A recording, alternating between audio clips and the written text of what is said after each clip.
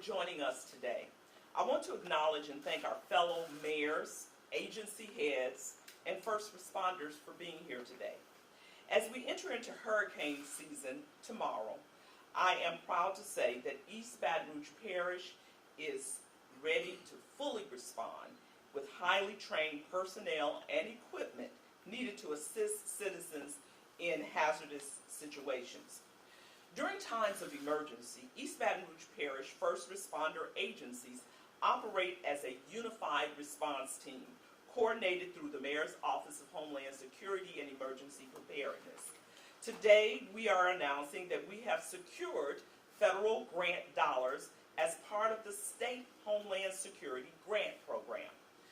Those grant funds were dedicated to equip and train local emergency response personnel for search and rescue, water rescue operations, and structural collapse emergencies. You see some of the equipment will be here for you today to look at. East Baton Rouge Parish also has enhanced and expanded our ability to rapidly respond to emergencies with the use of specialized technical rescue apparatus.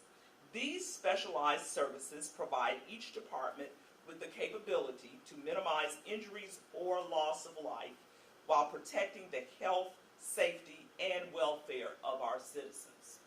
I would also like to point out the tremendous drainage work that we have done in East Baton Rouge Parish in the past year. Nearly 15 million pounds of debris removed from our drainage system.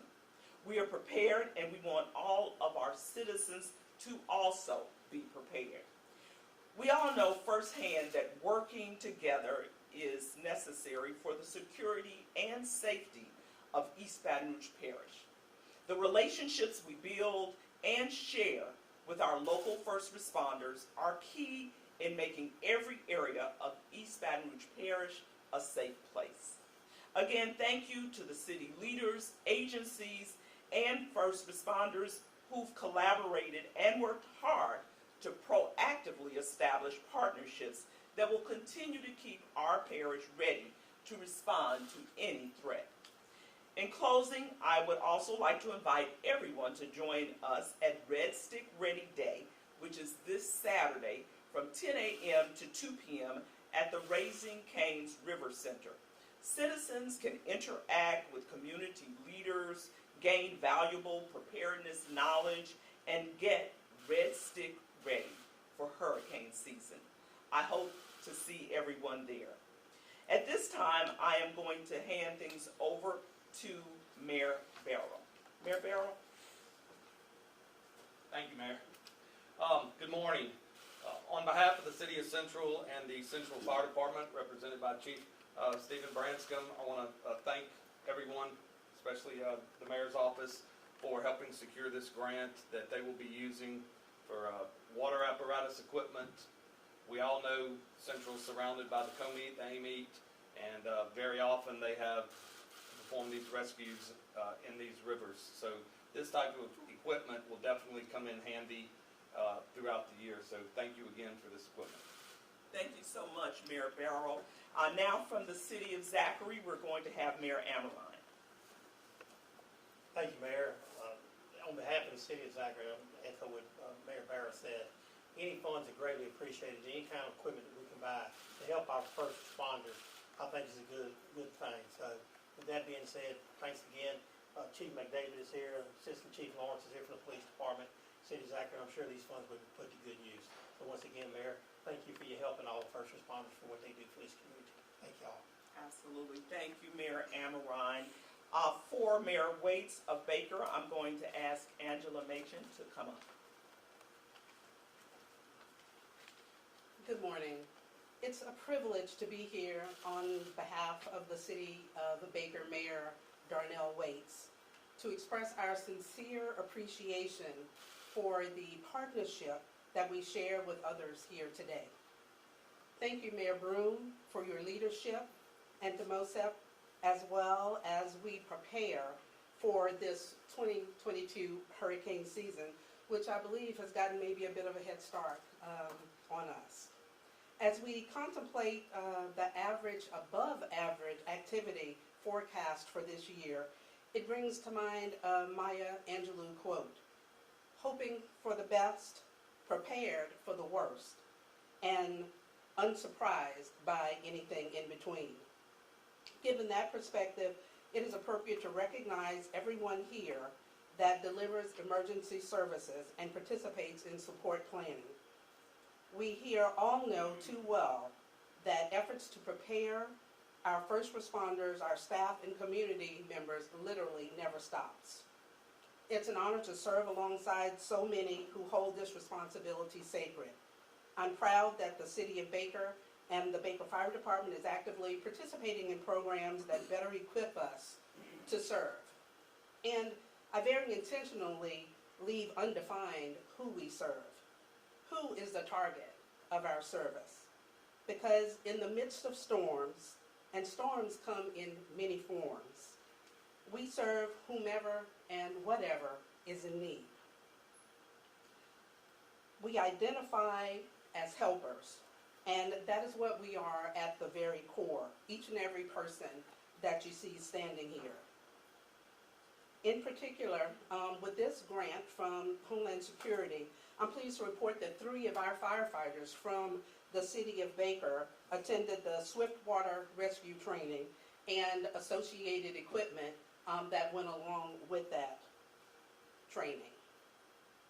So as we stand here and give thanks and appreciation for this collaboration to help us better serve the community, I just want to again show appreciation for the leadership of Mayor Broome and also for MOSEP, for the leadership and for the collaborative pre-planning that we all share here today in preparation to serve our communities. Thank you. You heard me say in my statements, we've talked about the unified effort of first responders, and you see them all against the backdrop here today. And I'm going to ask our Baton Rouge Fire Department Chief, Michael Kimball, to come up. Thank you, Mayor. Good morning, everybody.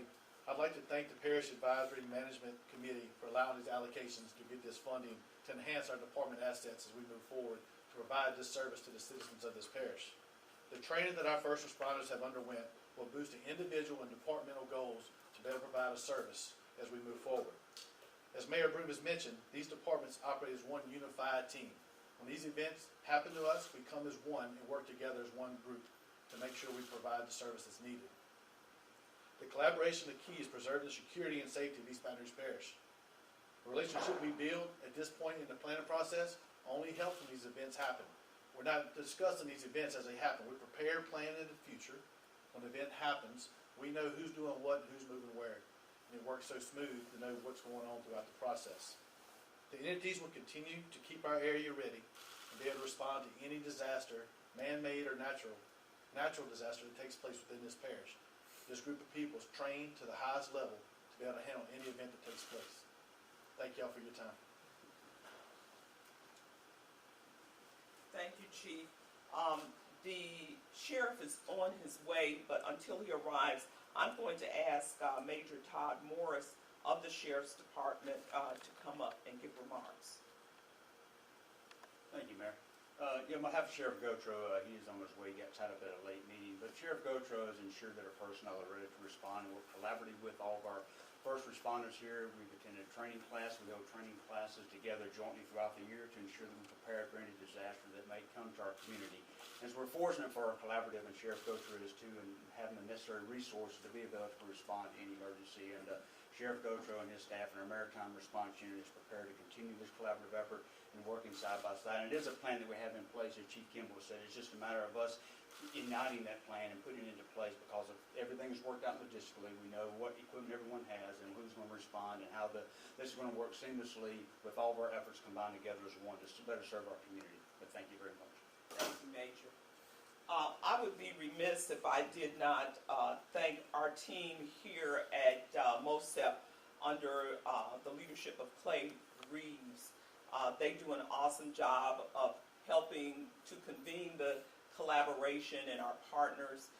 And once again, I have to say that we have a stellar team of first responders in this parish that we should be very proud of and very thankful for. So with that being said, I am going to ask if you have any questions. Yes. Good morning, Mayor. Thank you. HB 713 is currently sitting on the governor's desk. It would allow communities that want a permanently funded stormwater management program to manage their litter and flood waters to now be able to fund it through a utility bill. I'd like to get your take on that, and do you think this would help with hurricane preparedness? Well, of course, I think it's a good thing for stormwater systems and maintenance, not just for hurricane season, but for all rain events. So we know where the priority is for our citizens when it comes to water management. And so anything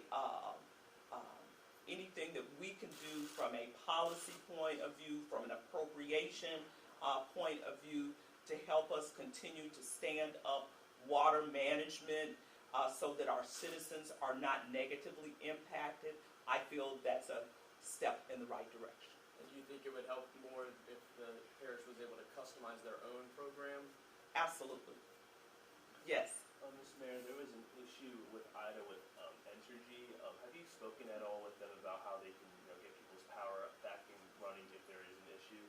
Well, first of all, Entergy, that's a very good question. Entergy is a private entity that people pay dollars for, they pay bills for, right?